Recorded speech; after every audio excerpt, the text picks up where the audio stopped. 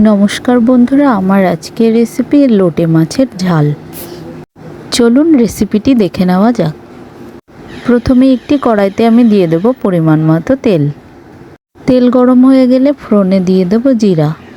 জিরাটা হালকা ভাজা হয়ে গেলে তার মধ্যে দিয়ে দেবো পেঁয়াজ কুচি আর কাঁচা লঙ্কা কুচি। পেঁয়াজ কাঁচা লঙ্কাটাকে সুন্দরভাবে ভেজে নিতে হবে। এবার ওর মধ্যে দিয়ে দিতে হবে পরিমাণ মতো নুন। আবার একটুখানি নাড়িয়ে চাড়িয়ে ভেজে নিতে হবে। পেঁয়াজ লঙ্কা ভাজা হয়ে গেলে আমি ওর মধ্যে দিয়ে দেবো আদা রসুন এবং জিরা বাটা। এরপর দিয়ে দিতে হবে টমেটো কুচি। তারপর দিতে হবে কাশ্মীরি গুঁড়ো লঙ্কা। সবশেষে দিয়ে দিতে হবে পরিমাণ মতো হলুদ। লবণ যেহেতু আমি আগে দিয়ে দিয়েছি তাই আর দিতে হবে না। এবার আমি দিয়ে দেবো সামান্য পরিমাণে একটু জল। এবার মশলাটিকে সুন্দরভাবে কষিয়ে নিতে হবে। বন্ধুরা, তোমরা কিভাবে লোটে মাছের ঝাল বানাও কমেন্ট করে অবশ্যই জানিও, আর আমার রেসিপিটি কেমন লাগে সেটাও অবশ্যই জানিও। তো আমার মশলা কষানো কমপ্লিট। এবার আমি ওর মধ্যে লোটে মাছগুলোকে আস্তে আস্তে করে দিয়ে দেব। মাছের সাথে সাথে আমি আরও একটু সামান্য পরিমাণে নুন দিয়ে দিচ্ছি।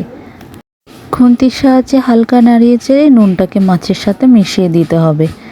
মাছগুলোকে মশলার মধ্যে এভাবে দেওয়ার পরে আমি একটি ঢাকনার সাহায্যে এবার এটিকে ঢেকে দেব। প্রায় মিনিট 5 মতো আমি ঢাকনাটিকে তুলে মাছগুলোকে হালকা নাড়িয়ে চাড়িয়ে নেব।